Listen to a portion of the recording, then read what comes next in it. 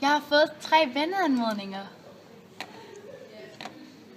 Johan Frederiksen. Okay. Jeg skriver lige en besked til ham. Og spørger, hvem han er.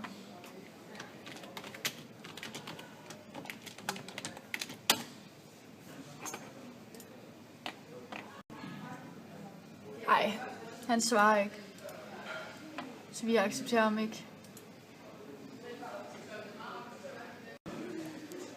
Ej, Fie Mikkelsen har også ansøgt mig. Det er hende, der går i en klasse under mig.